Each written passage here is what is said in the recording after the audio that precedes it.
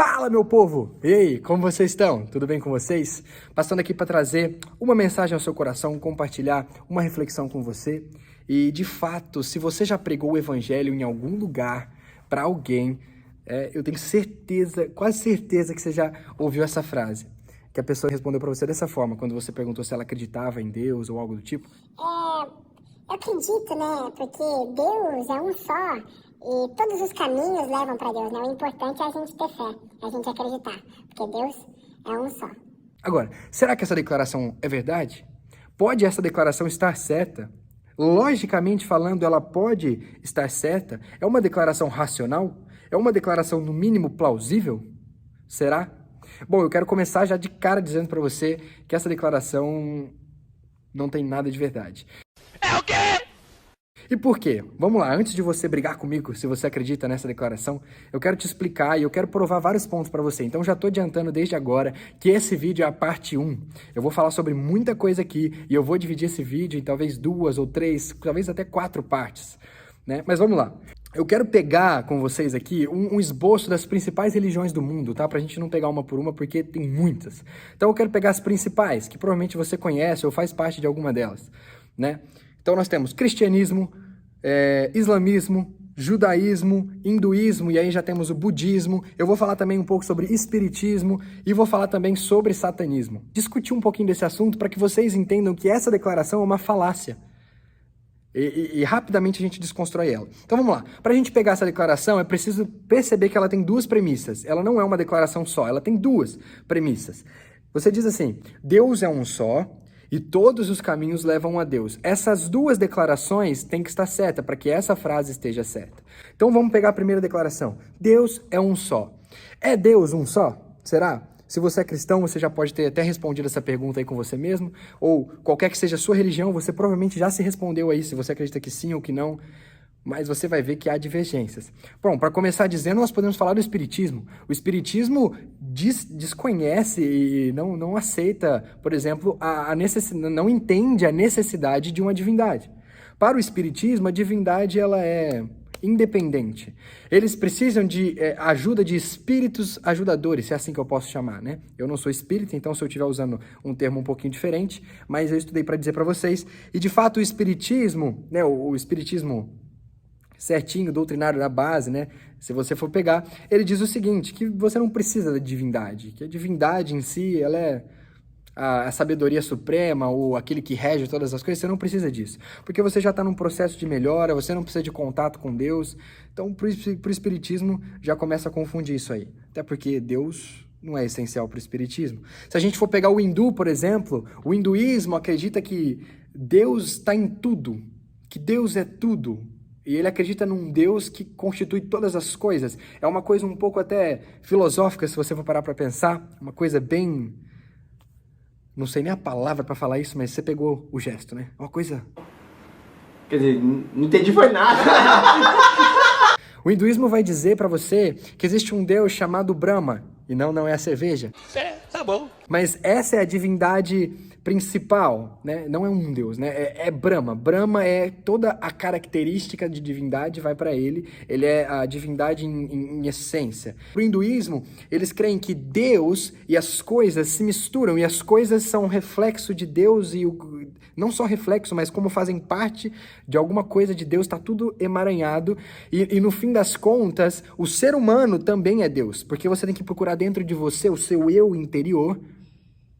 E então você encontra a divindade, o acesso à divindade. E você se torna Deus, você se torna parte de quem é Brahma para eles. Então, só nesse comecinho você já começou a entender que esse negócio de Deus é um só, já começou a ficar diferente para as religiões. Beleza. Tendo dito isso, vamos para a segunda parte da declaração. Todos os caminhos levam a Deus?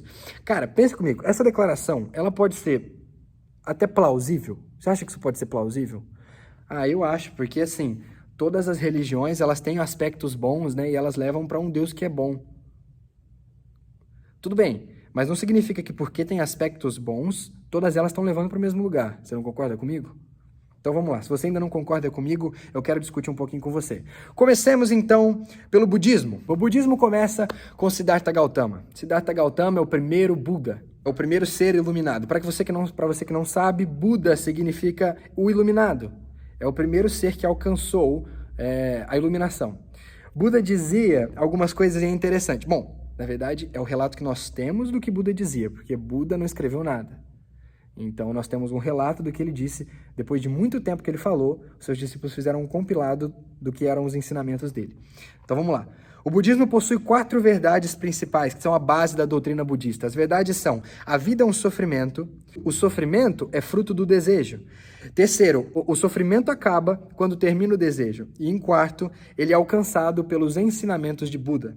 Esses são as 4 bases, os 4 pilares que sustentam toda a doutrina budista. Logo na primeira verdade, no primeiro conceito, o primeiro fundamento budista, a gente já vê uma clara divergência e contradição à visão cristã.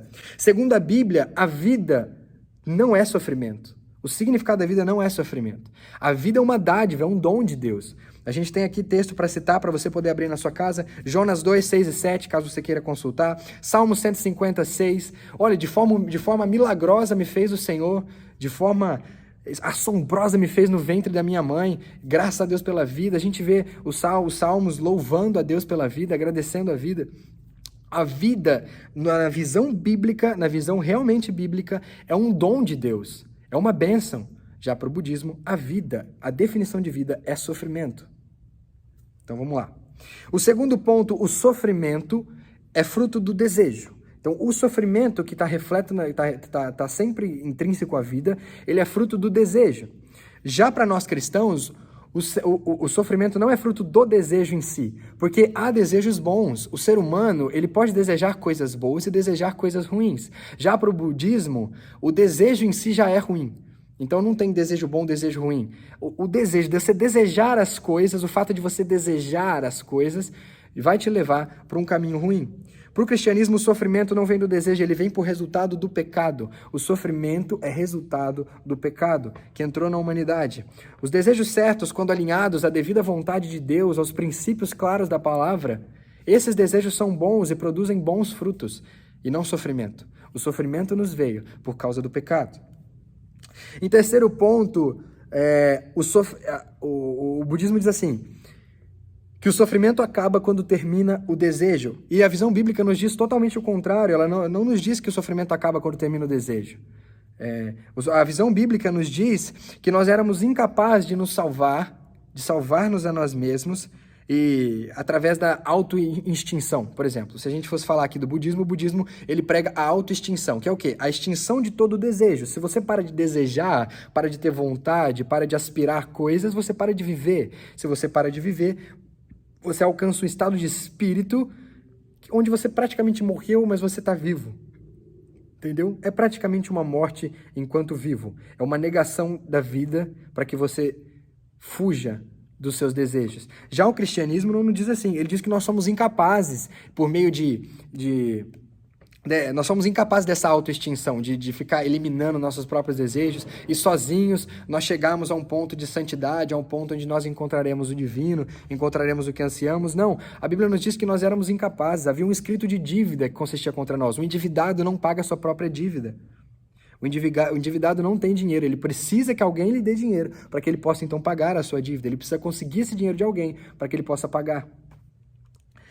Contudo, mesmo incapazes da perfeição, nós temos a mensagem de Cristo, essa é a mensagem. Jesus tinha o dinheiro e ele nos trouxe, então pagamos a dívida. Jesus é aquele que acaba com o sofrimento, é aquele que acaba com o pecado e tudo mais. Agora, o quarto ponto do budismo diz que o extermínio de todo o desejo, o extermínio do sofrimento é alcançado pelos ensinamentos de Buda. Aqui é uma clara distinção, uma clara contradição ao que a gente acredita enquanto cristãos. A gente acredita que Jesus é o caminho, a verdade e a vida.